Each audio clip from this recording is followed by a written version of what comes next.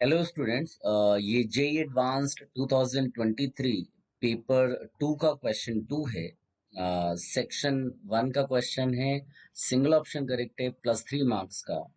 ये surface chemistry, physical chemistry का question, surface chemistry का क्वेश्चन आया है। डिफिकल्ट तो नहीं बोलूंगा, हाँ कुछ चीजें याद रखने वाली थी। अगर वो आपको याद होंगी तो ये क्वेश्चन आपने कर लिया, अदरवाइज ये नहीं हो पाएगा। अब ये कोलॉइड्स पर क्वेश्चन है। पहला स्टेटमेंट क्या लिखा हुआ है? Lyophobic colloids are not formed by simple mixing of dispersed phase and dispersion medium. Second कहता है for emulsions both the dispersed phase and the dispersion medium are liquid. Micelles are produced by dissolving a surfactant in any solvent at any temperature. Tyndall effect can be observed from a colloidal solution with the dispersed phase having the same refractive index as that of the dispersion medium.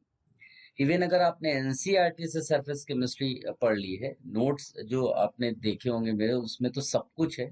Even NCERT से भी पढ़ा होगा तो भी ये question आपसे solve हो जाएगा।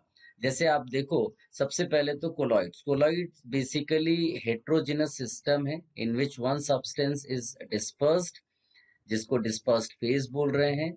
और दूसरा जो है उसको डिस्पर्शन मीडियम बोलते हैं। ठीक है।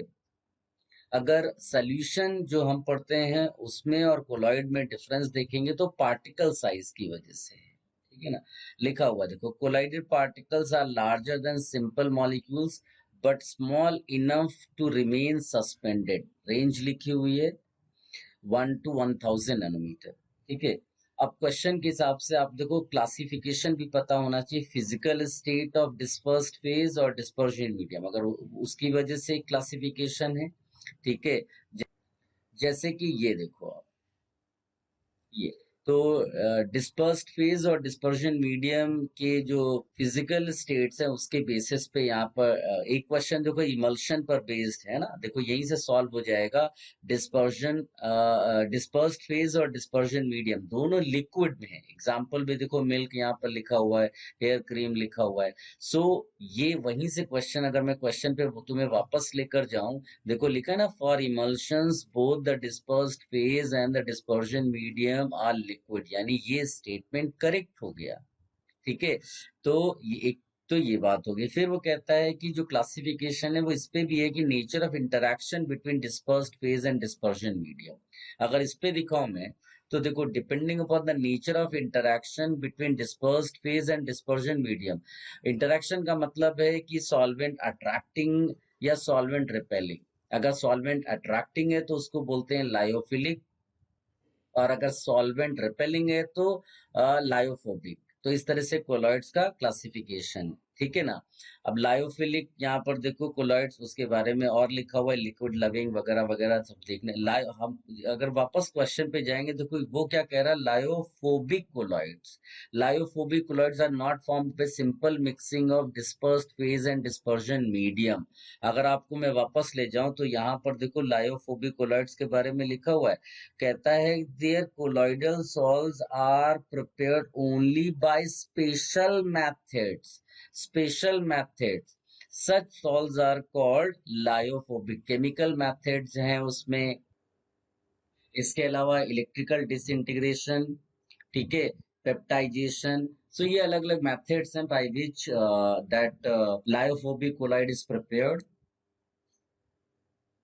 तो अगर क्वेश्चन में मैं वापस लेकर जाऊं तो लिखा हुआ है ना, lyophobic colloids are not prepared by या not form by simple mixing, तो बिल्कुल सही स्टेटमेंट है।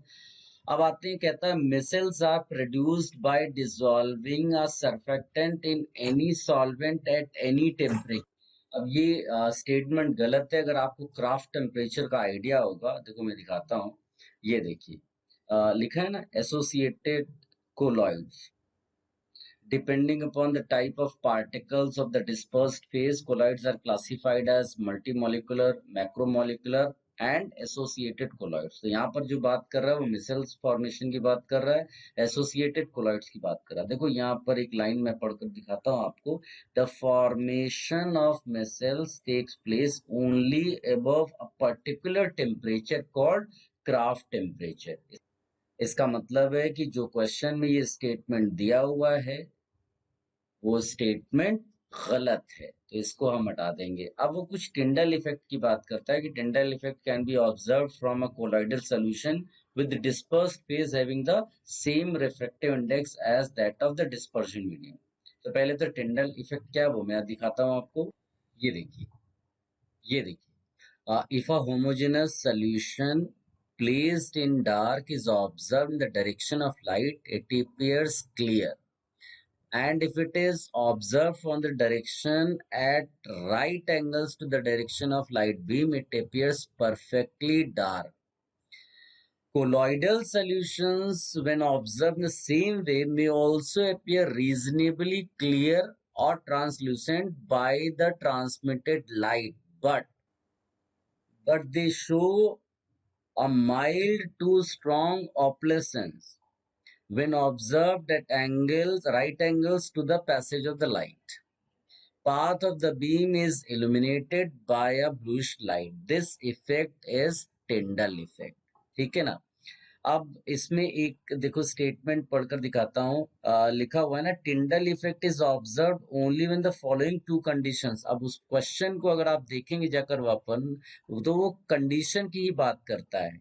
देखो अभी आपको ये देखिए लिखा है ना, refractive index indices of the dispersed phase and the dispersion medium differ greatly in magnitude। जबकि क्वेश्चन क्या कह रहा है, क्वेश्चन में कि having the same refractive index, ठीक है, dispersed phase dispersion medium same कह रहा है, तो इसका मतलब ये स्टेटमेंट गलत हो गया। तो सही आंसर क्या हुआ इस क्वेश्चन का, ए।